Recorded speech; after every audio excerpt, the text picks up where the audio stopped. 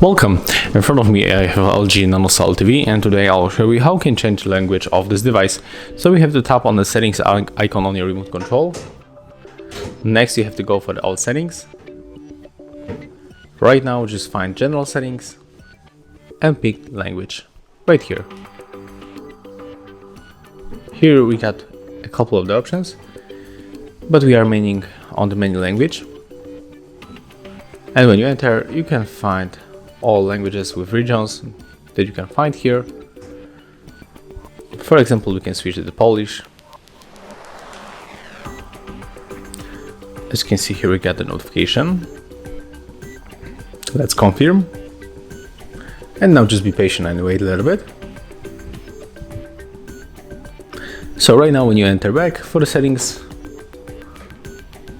as you can see, we successfully changed language.